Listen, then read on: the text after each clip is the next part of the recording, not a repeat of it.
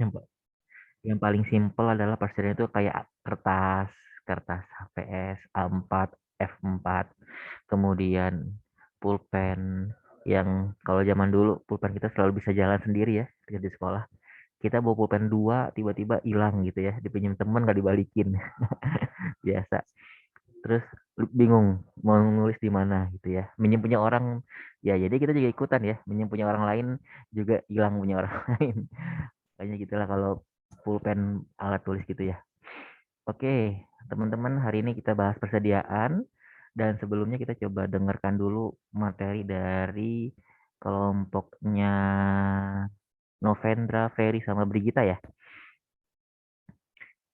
Ya, Hari ini membahas terkait dengan Vivo. Nah, ini yang lagi marak nih karena mulai tahun ini kan baru di kita sekarang pakai metode Vivo. Sebelumnya kan pakai HPT ya, harga perkiraan terakhir. Nah, apa nih pengaruhnya nih? Pengaruhnya apa metode Vivo terhadap kualitas laporan keuangan? Ini juga menarik teman-teman kalau ada yang lagi nyusun KTTA, bisa nih dipakai nih metode Vivo baru dipakai tahun ini. Apakah ada efek dengan penyusunan laporan keuangan paling tidak di semester 1 kemarin?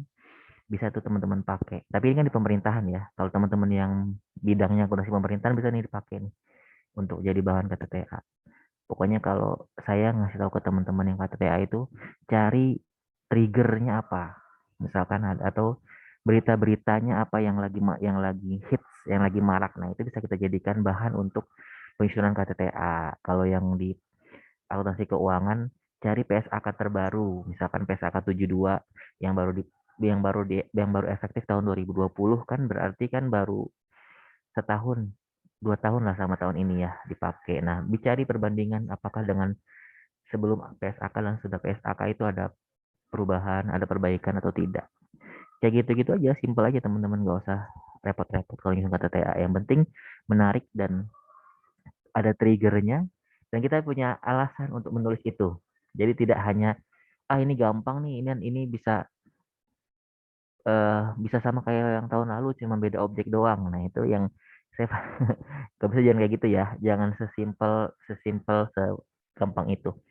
Walaupun emang gampang Pak nulis gitu ya. Biasanya gitu ya. Saya kemarin baru meriksa satu orang dua orang, saya paham sih maksud tapi kayak ngobrol biasa, kayak nulis cerita gitu ya. Jadi padahal kemudian bila jadi bahasanya redaksinya nggak kayak redaksi karya ilmiah, kayak esai lepas gitu ya. Jadi teman-teman harus memperhatikan itu ya. Kok mau jadi bahas KTTA, jadi teringat deh teman-teman sama KTTA ya, yang deadline Januari. Oke, sekarang saya persilahkan kepada Noven, Ferry, dan Brigita untuk mempresentasikan materi kita hari ini. Silakan, ada screen is yours teman-teman. baik Pak. Terima kasih Pak. Izin untuk share screen.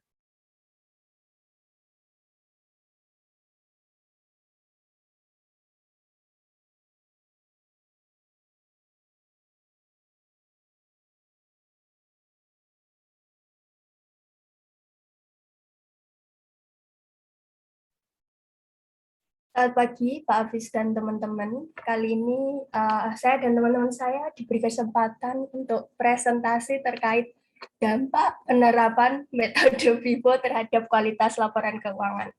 Nah, daripada grogi ini aku mau pantun dulu deh. Buah jeruk, buah duku, gratis nih dikasih sama Bu Sari.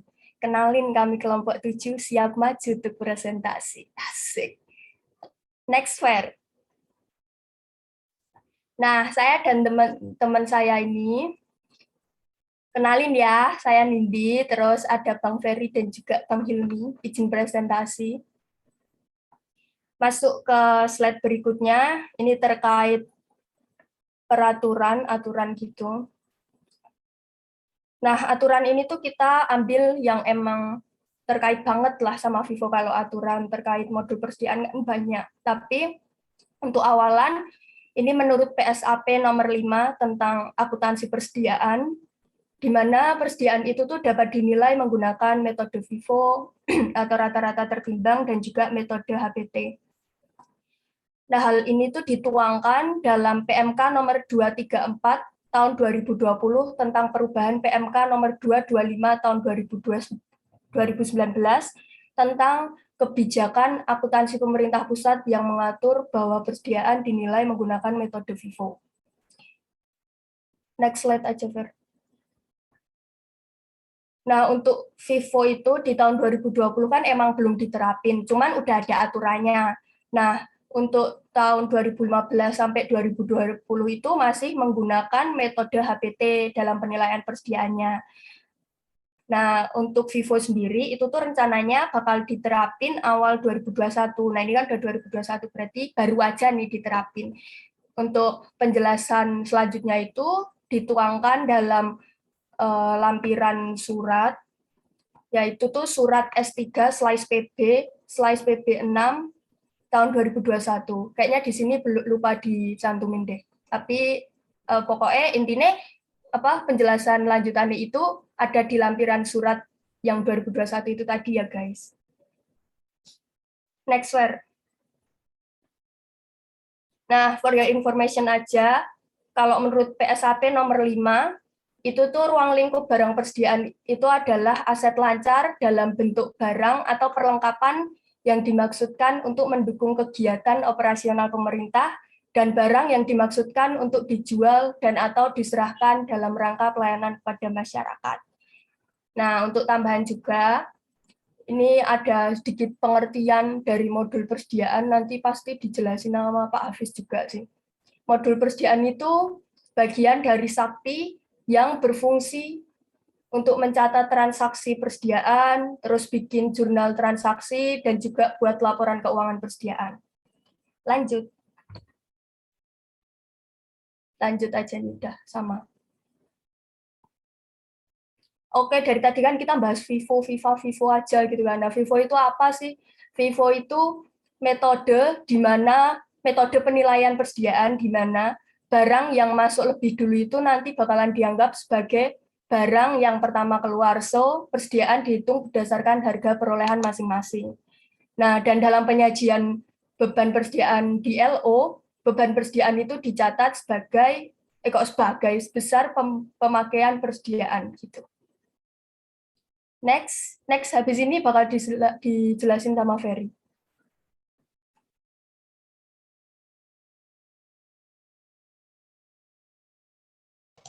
Baik, untuk selanjutnya itu terkait dengan perubahan PMK.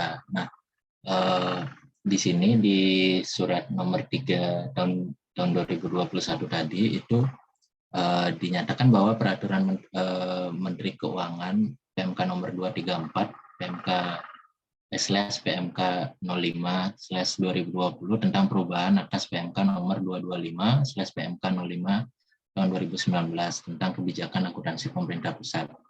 Nah, persediaan dinilai menggunakan metode FIFO. Dalam hal metode FIFO belum dapat diterapkan, maka penilaian persediaan dilakukan menggunakan metode perhitungan HPT. Jadi ada beberapa, mungkin Pak Hafiz yang lebih paham secara teknisnya, karena berdasarkan yang dibaca juga FIFO tidak bisa diterapkan sebelumnya karena ada beberapa hal-hal teknis yang tidak bisa dilakukan apabila masih menggunakan apabila memaksakan menggunakan FIFO. Nah, maka dari itu pemerintah masih menggunakan harga perolehan terakhir atau HPT. Kemudian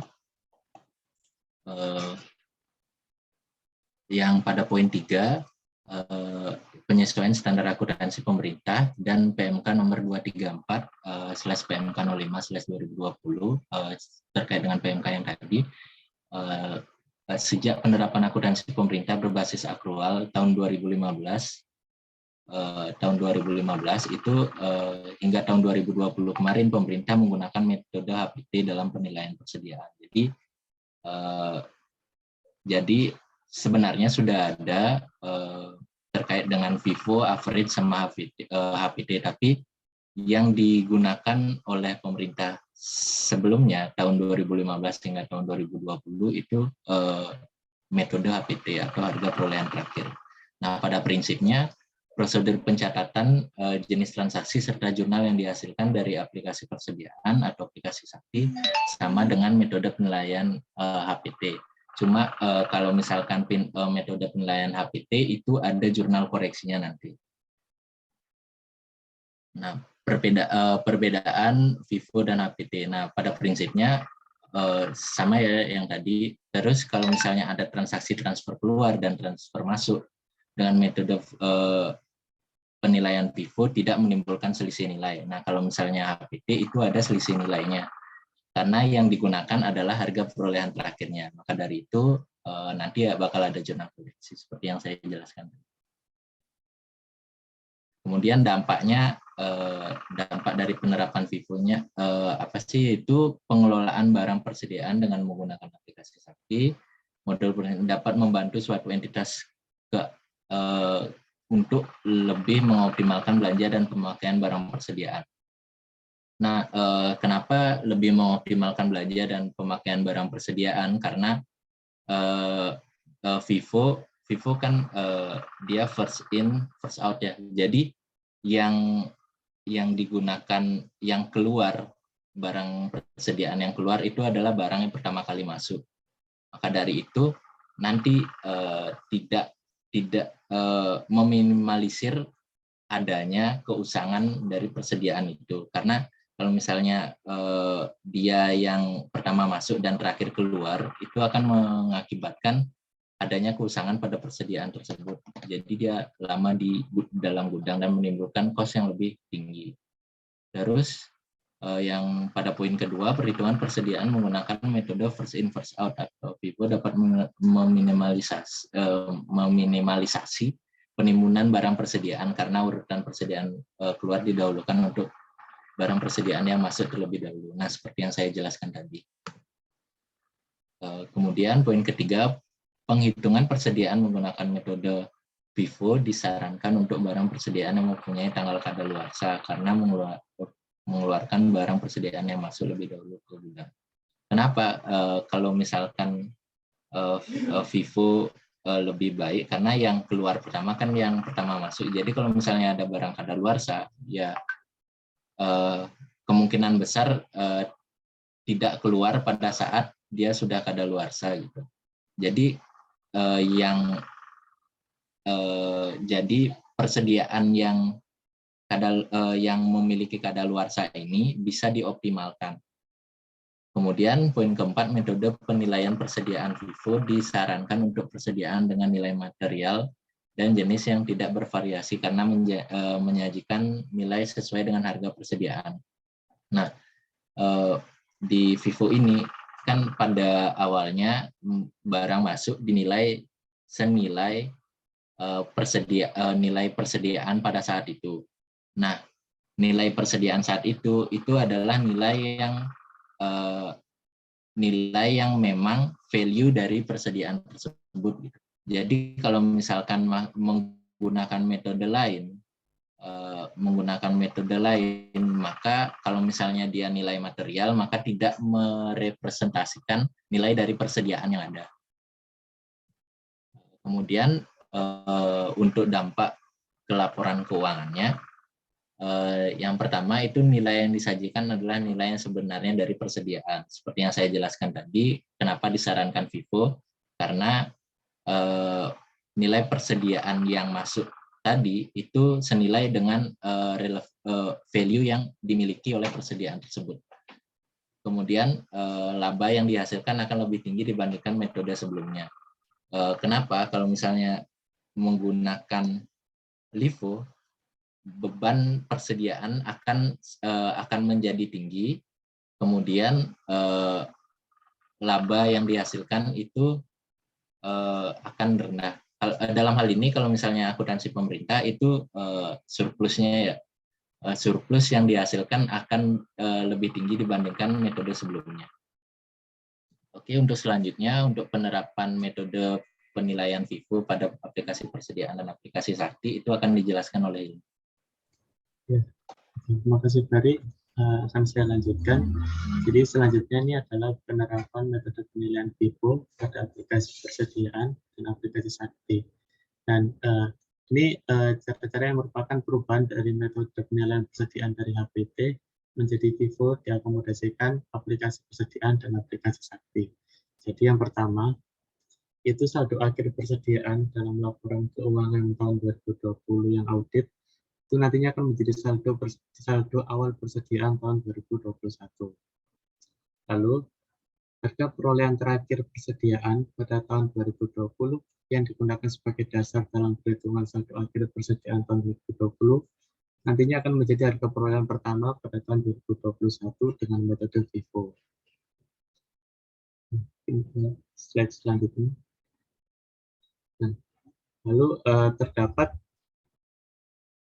penerapan tersendiri bagi Satker UAKBP yang memiliki anak Satker UAPKBP, di mana masing-masing anak Satker itu dimungkinkan memiliki HPP yang berbeda-beda pada akhir tahun 2020.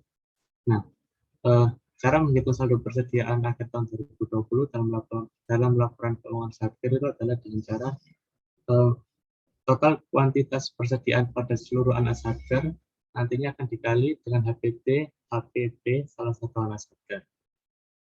Dan HPT yang digunakan sebagai dasar perhitungan saldo akhir persediaan tahun 2020 nantinya akan menjadi harga perolehan pertama pada tahun 2021 bagi seluruh anak Satker maupun Satker satu misalnya.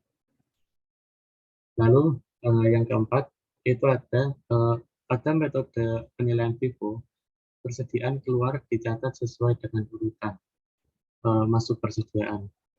Nah, dengan demikian seluruh transaksi persediaan itu harus dicatat secara berurutan sesuai dengan tanggal terjadinya transaksi.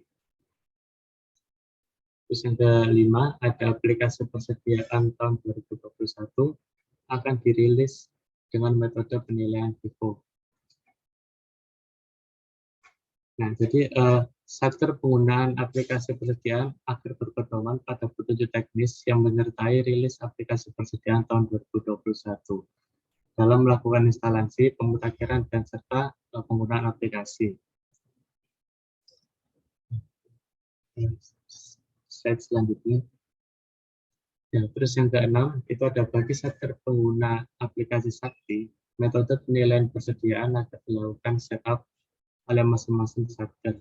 Dan cara-caranya atau tahapan-tahapannya adalah yang pertama bisa login modul persediaan dengan kewenangan operator, lalu masuk menu persediaan, lalu pilih referensi, lalu memilih metode penilaian persediaan, dan lalu memilih perekam.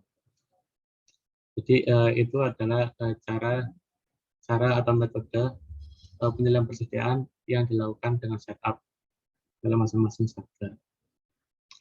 Terus yang ketujuh, dalam proses pencatatan transaksi persediaan pada aplikasi, pengguna dimungkinkan melakukan kesalahan perekaman baik jumlah atau kuantitas maupun nilai persediaan karena bisa dikoreksi. Nah, pada dasarnya kesalahan tersebut dapat diperbaiki dengan cara ubah simpan terhadap transaksi yang salah. Namun apabila ubah simpan itu tidak bisa digunakan karena telah terdapat transaksi lanjutan, maka aplikasi nantinya menyediakan fitur untuk melakukan koreksi atas kesalahan tersebut, sehingga tetap bisa diubah atau dikoreksi. Dan yang terakhir, user tidak dapat menentukan secara spesifik persediaan dengan harga satuan dan spesifikasi yang mana yang akan dikeluarkan. Sehingga untuk itu atas persediaan yang bersifat unik, itu nantinya memerlukan pencatatan spesifik seperti barang persediaan dengan tujuan untuk diserahkan dengan spesifikasi yang berbeda-beda agar dilakukan pencatatan dengan menggunakan kode barang yang berbeda untuk menjaga validitas harga masing-masing barang sehingga digunakannya kode barang yang berbeda-beda. Selanjutnya, terima kasih. Mungkin itu yang bisa kami sampaikan. Selanjutnya barangkali ada yang ingin bertanya, dipersilakan.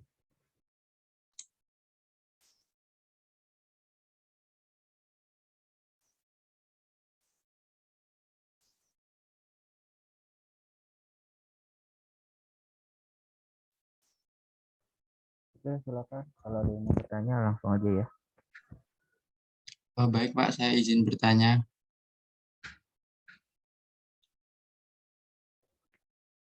Silakan, Ari.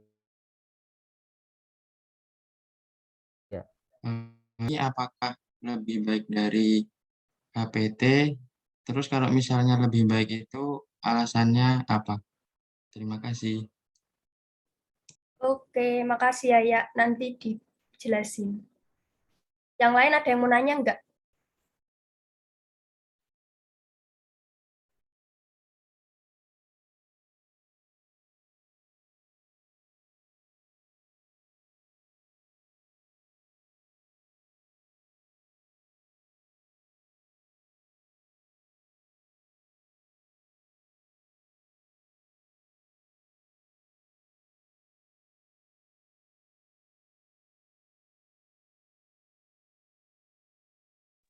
Ada lagi nih, tumben nih. Apakah udah paham banget ya tentang persediaan nih? Izin bertanya. Ya. Silakan Lina. Oke. Nah, kalau di PPT yang tadi kan dibilang kalau misalnya Vivo itu nggak bisa diterapin, itu kan larinya ke HPT ya. Nah, kalau kita kan kemarin-kemarin belajar dari pas akuntansi keuangan itu biasanya yang umum digunakan itu adalah Vivo dan average. Nah, kenapa kalau misalnya Vivo nggak dapat diterapin itu larinya ke HPT? Kenapa nggak ke average misalnya? Nah, apa sih kelebihan dari HPT ini kebanding dengan average misalnya? Terima kasih. Makasih, Lin. Yang lain satu lagi deh, Hanyo. Maksa nih aku. Izin bertanya, mau nanya yang tadi yang pas bagian PowerPoint yang bagian penerapan metode penilaian Vivo pada aplikasi persediaan dan aplikasi sakti. Jadi kan di poin 2 sama poin 3 dibilang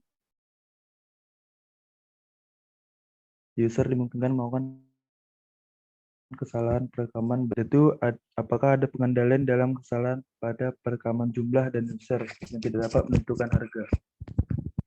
Terima kasih. Oke, thank you, Bin.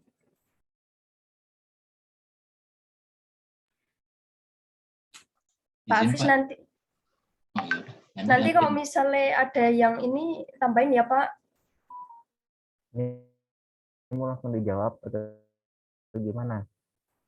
Langsung juga nggak apa-apa kali ya. Buat Monggo. pertanyaan pertama tadi aku yang jawab deh, yang Arya tadi. Itu kan tadi nanya lebih baik mana kan Vivo sama HPT gitu.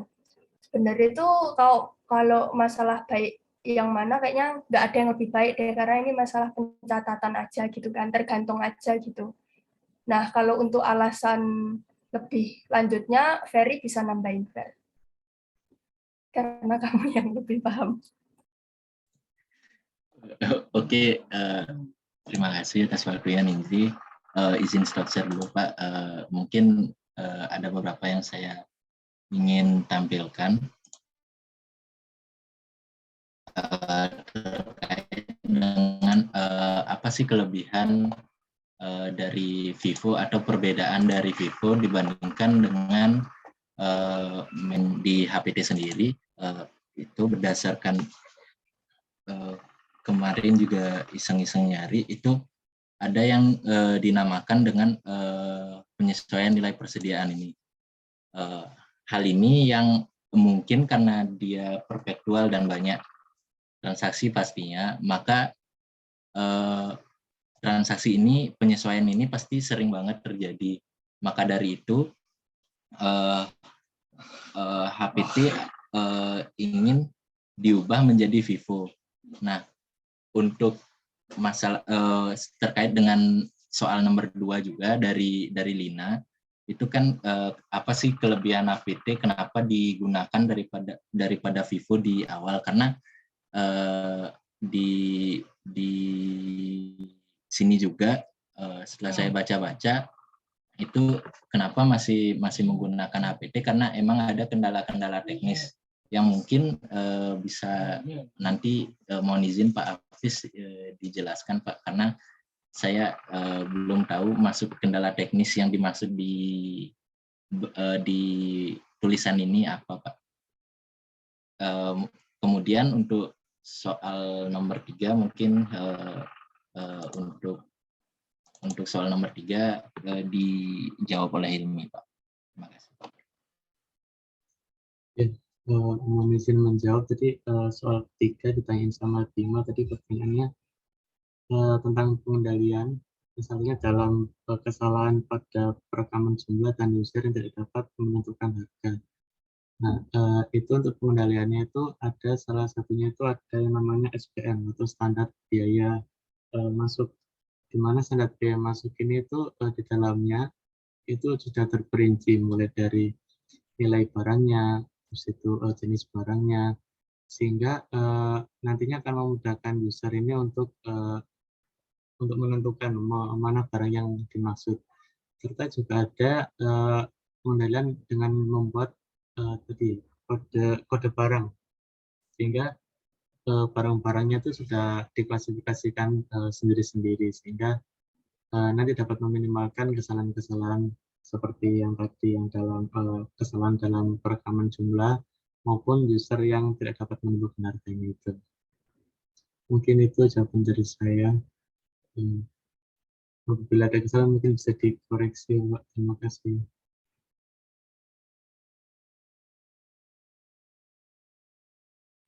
Terima kasih. Kami serahkan ke Bapak, Pak.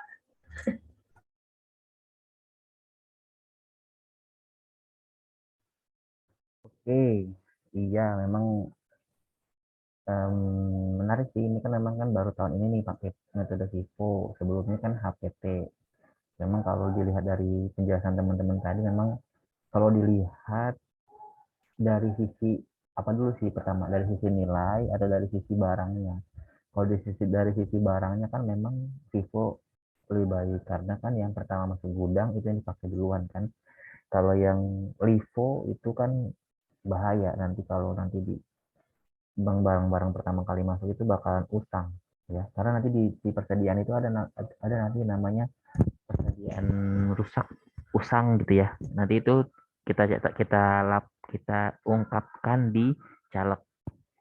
Nah, kemudian kalau misalkan ada HPT, memang harga perkiraan terakhir ya, ini kan kita sebenarnya ini juga itu sih kontradiktif, karena kan tergantung, kadang-kadang kan harga, misalkan kita persediaannya obat, misalkan obat sekarang harganya 200 rupiah per butir, kemudian nanti tahun berikutnya ternyata di tahun yang sama lah, misalkan di bulan berikut atau 2 bulan berikutnya harganya naik jadi 500, kan nanti yang dipakai nilainya 500 kan kalau HPT. Nah, itu juga jadi semacam concern bagi beberapa penyusun laporan keuangan, karena nanti bakal ada kenaikan, ada nilai koreksi yang nanti di laporan keuangan akan muncul tuh karena ada perubahan nilai. Kemudian kadang-kadang kalau ada audit PPK, ini juga pengalaman juga sih dulu ketika ada audit PPK, kesalahan input sebenarnya. Jadi misalkan obat juga nih, obat kan dia ada yang per kotak, ada yang per butir ya. Nah, kadang ada yang salah nulis. Misalkan dia input pertama kali itu per kotak. Ternyata di berikutnya di inputnya per butir, kan jadinya kayak jadi mahal banget gitu ya, atau jadi murah banget. Nah, itu juga salah satu pertimbangan-pertimbangan kenapa akhirnya harus dirubah ke FIFO. Walaupun banyak pertimbangan-pertimbangan lain yang teman-teman sudah jelaskan nih tadi sama Brigita, Ferry sama Hilmi. Yaitu kemudian dampak ke penyusunan laporan keuangan. Justru saya mau bertanya nih, ini nanti di laporan keuangan ada yang sudah tadi dari penjelasannya teman-teman, kualitas laporan keuangan jadinya gimana nih akhirnya dengan adanya FIFO? Izin, Pak. Ya, Ferry. Kalau misalnya kualitas laporan keuangan itu dengan adanya FIFO itu lebih baik, Pak, karena merepresentasikan value yang maksudnya nilai yang sebenarnya dari persediaan itu, Pak. Jadinya nilai persediaan yang ada di laporan keuangan pemerintah itu menjadi sesuai dengan kondisi ekonomi dari entitas itu. Izin menambahkan, Pak. Ya. Jadi kalau indikator dari kualitas labnya sendiri itu kan ada relevan, andal, dapat dibandingkan, dan juga dapat dipahami. Nah, mungkin dari indikator itu bisa memenuhi yang relevan, sama dia itu lebih mudah dipahami daripada yang LIFO gitu. Karena kalau yang LIFO itu lebih ribet. Ya, karena memang nggak ada pilihan juga sih LIFO. Karena pilihannya itu kalau di IFRS aja atau PSAK aja kan kalau nggak average FIFO ya pilihannya kalau nggak average FIFO. Oh, kemudian tadi saya nggak merhatiin pertanyaannya Lina tadi, jawabannya gimana tadi? Kenapa HPT bukan average gitu? Tadi gimana jawabannya? Kalau berdasarkan di tulisan yang tadi itu tidak dijelaskan Pak, dan saya udah nyari-nyari juga, nyoba nyari juga kemarin, itu nggak ketemu Pak, kenapa dia pakai APT, karena juga penasaran sih kemarin Pak. Dan cuma dibilang di tulisan itu cuma kendala teknis gitu aja. Iya memang kebetulan memang saya juga bukan operator persediaan ya, tapi memang dari dulu sih awalnya memang HPT sih, harga HPT apa sih? Harga perkiraan terakhir ya, atau harga, kok saya lupa kepanjangannya. HPT perhitungan ya, pokoknya itulah ya, harga perhitungan terakhir. Nah, baru setelah itu pakai Vivo. Nah, itu memang yang harga satuan terakhir HPT. Kok disingkatnya HPT ya? Oke, tapi terlepas dari itu memang nggak tahu lah penyusun kebijakan dulu ya, penyusun kebijakan kemarin-kemarin. Kenapa? Apa pertimbangannya? Kemudian ternyata berubah ke Vivo, karena yang pasti berubah ke Vivo karena kita kan mengacu ke PSAP, dan PSAP itu kan juga banyak mengadopsi dari standar-standar akuntansi pemerintahan yang di luar sana, jadi akhirnya mengadopsi ke Vivo dan baru diterapkan tahun ini. Nah, tahun depan nih nanti gimana nih kalau ketika penggunaan sakti kan nanti akan dimulai digunakan di semua KL ya, mulai tahun 2022, beberapa hari lagi, 10 hari lagi. Jadi mudah-mudahan sih bisa berjalan dengan lancar nih penggunaan aplikasi saktinya di KL. Oke, itu kemudian itu paling ya, nanti kita coba bahas deh terkait persediaannya. Oke, terima kasih Ferry, Nindi, Brigita, Nindi, dan Hilmi. Kita kasih aplaus teman-teman kepada kelompok penyaji. Izin Pak untuk stop share. Ya, silakan.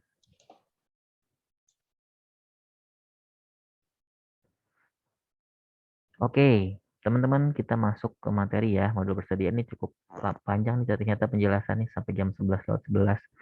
Padahal kita jam 12 sudah biasanya udahan ya, udah.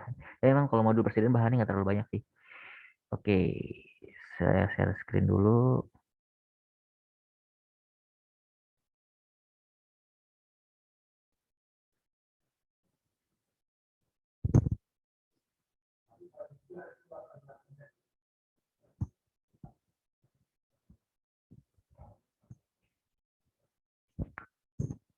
Nah, ini masih dasar hukumnya sama kayak kemarin yang aset tetap ya teman-teman ya, karena kan juga salah satu bagian dari BMN ini juga sudah kita bahas kemarin, yang pasti beban APBN dan berasal dari perolehan lainnya yang sah. Kemudian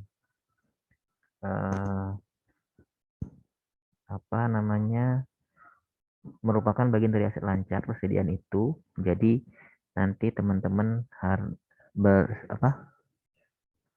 juga harus ingat ya, beda antara persediaan dengan peralatan. Peralatan itu kan aset ini dasar banget sih teman-teman ya. Dulu kan juga udah tahu ketika dulu belajar akuntansi yang namanya supplies itu kan persediaan perlengkapan itu kan aset lancar. Persediaan itu inventory. Kemudian yang namanya equipment itu bagian dari aset tetap. Mungkin dulu pas pertama-tama belajar akuntansi tingkat 1 agak kebalik-balik tuh. Yang namanya peralatan, perlengkapan, persediaan itu masuk ke aset mana. Walaupun sama-sama aset, tapi kan ada yang ke aset lancip sama aset tetap, tergantung masa manfaat dan tujuannya ya. Nah, ini persediaan. Jadi yang menarik adalah persediaan itu adalah semua aset lancar yang dalam bentuk barang atau perlengkapan yang dimaksudkan untuk mendukung kegiatan operasional plus, nah ini ada plusnya nih, barang-barang yang dimaksudkan untuk dijual atau diserahkan dalam rangka pelayanan kepada masyarakat. Jadi kadang ada misalkan aset tetap, misalkan kayak laptop atau printer, itu tujuannya nanti mau diserahkan ke masyarakat. Nah, itu masuknya bukan ke aset tetap teman-teman, tapi masuknya ke persediaan.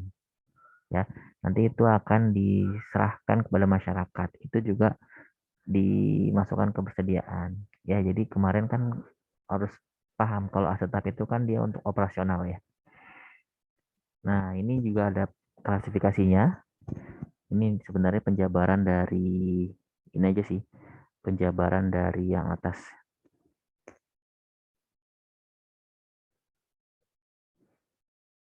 Oke, kemudian ini seperti biasa kalau kita ada di akuntansi kan ada pengakuan, pengukuran, pengungkapan.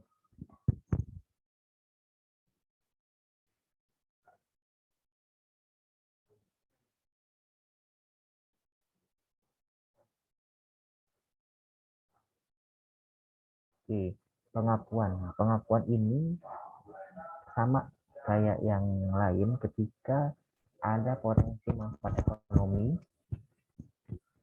dapat diperoleh pemerintah dan mempunyai nilai atau biaya yang dapat diukur dengan andal, nah itu bisa kita akui sebagai persediaan. Ya, dikakui saat diterima, kemudian pada akhir akuntansi akan dilakukan inventarisasi fisik. Kalau atau istilah lainnya biasanya stok opnam. Ya, stok opnam.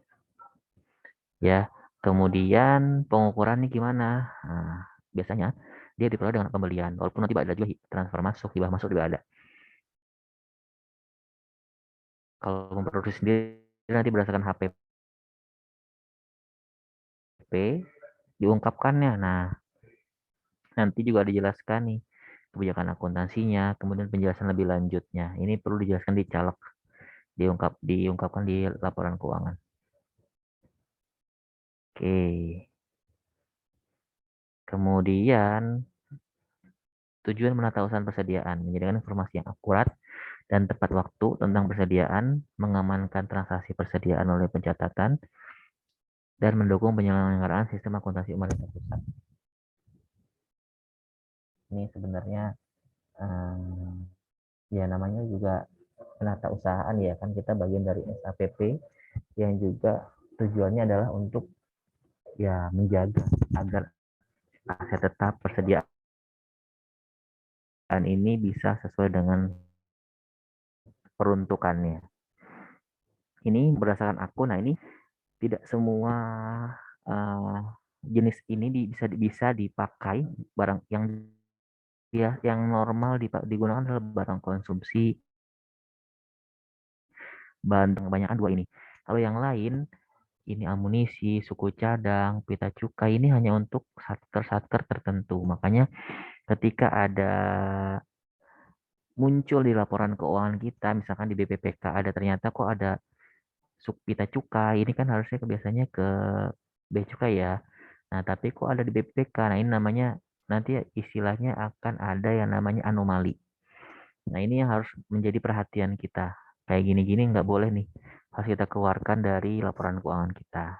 Karena aneh, kok ada pita cukai di BPPK, walaupun mungkin ya di Pustikat Bea Cukai itu ada pelatihan atau diklat yang menggunakan pita cukai sebagai alat peraga, tapi kan sifatnya tidak ada terus ya. Nah, ini juga harus diperhatikan. Kemudian ini contoh akunnya, ini sudah mulai ditertibkan. Yang biasa kita pakai adalah 5218811 ini yang bentuknya kayak ATK, bahan cetakan, alat rumah tangga kayak sapu, pel dan macam-macam. Ini masuk 52. Ini yang sering muncul teman-teman, 5218811. Yang lain-lain ini yang spesial untuk satu satker tertentu. Kemudian ini siklus persediaan. Ini tidak serumit yang teman-teman di aset tetap kemarin pelajari. Kalau di sini hanya ada 3 setiap masuk dan keluar ya. Untuk yang perolehan, entah dia pembelian atau hibah masuk atau transfer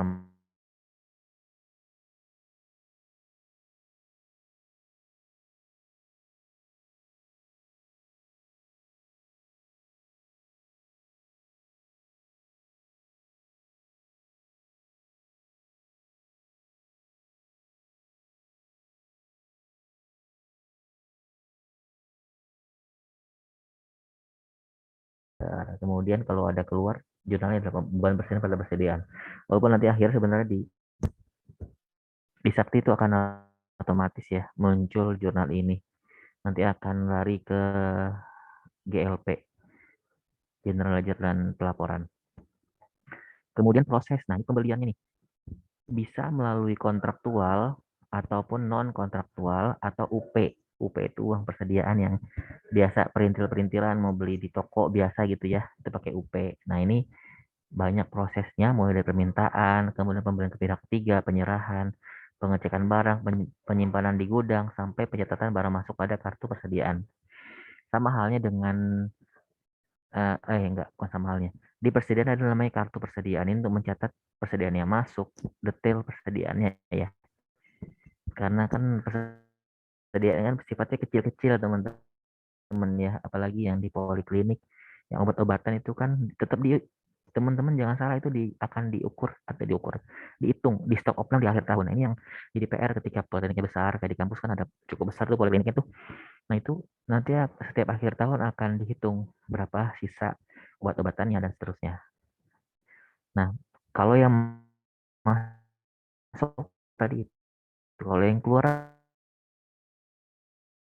apa dari mana? Ya ini prosesnya aja sih.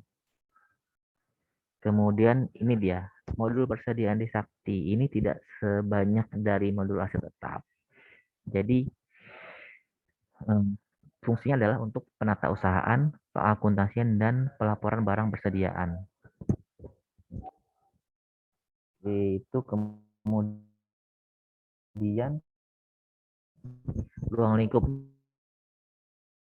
apa saja. Nah, jadi kalau persediaan kan aplikasi sebelumnya aplikasi persediaan. Kalau yang aset tetap kan sebelumnya simak BMN ya. Nah, ini kemudian migrasi saldo awal, setup metode pencatatan penilaiannya. Jadi di awal kita harus setup dulu nih metode pencatatannya seperti apa, apakah perpetual atau periodik, kemudian penilaiannya apa, apakah FIFO, average atau HPT, kemudian referensi kode barangnya apa. Ini kan masing-masing ada kodenya, masing-masing barang ada kode ya. Itu akan kita bikin referensinya, mekanisme pencatatan transaksi, tutup buku. Nah, tutup buku ini gunanya untuk pelaporan nanti. Kalau nggak ditutup nggak bisa ketarik jurnalnya ke pelaporan, nggak bisa nyusun laporan keuangan. Kemudian konsolidasi ini untuk yang memiliki pembantu kuasa pengguna barang. Nah, ini harus ada konsolidasi. Jadi dari pembantu kuasa pengguna barang ke kuasa pengguna barang, dari kuasa pengguna barang ke pengguna barang dan seterusnya. Jadi berjenjang sampai level ke Menteri Keuangan atau ke menteri atau pimpinan lembaga. Outputnya apa? Buku persediaan, laporan manajerial lainnya, dan laporan prosesi persediaan di neraca. Nah ini alurnya nanti sama kayak aset tetap, dia akan berkaitan dengan GLP untuk jurnalnya, kemudian berkaitan dengan modul piutang tidak secara langsung, kemudian berkaitan dengan komitmen pasti BAST. Jadi semuanya awal dari komitmen teman-teman. Dari komitmen nanti kita ada BAST, kita detailkan di modul aset tetap atau persediaan. Ya, kemudian ini tadi saya bilang, jadi nanti ada namanya UAKPB, Unit Akuntansi Kuasa Pengguna Barang, ini sebagai satker induk. Dan jika diperlukan ada yang namanya pembantu kuasa pengguna barang, ini sebagai satker pembantu. Jadi tujuannya apa? Karena untuk karena persediaan sifatnya rigid, detail, jadi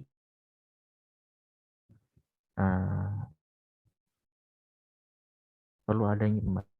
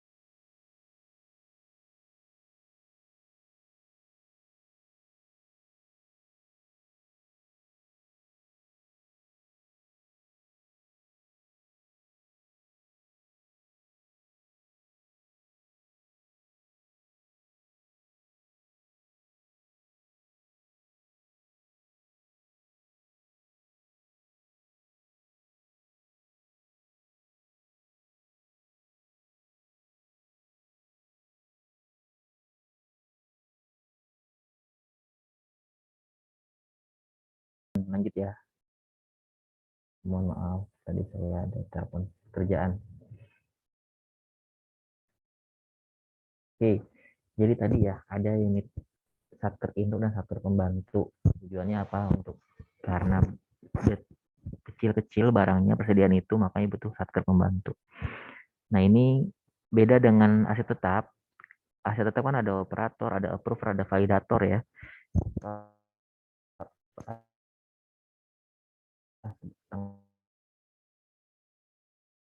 Validator di tengah ya untuk mencatat, kemudian kalau ada koreksi, perekaman dan seterusnya. Sementara kalau approver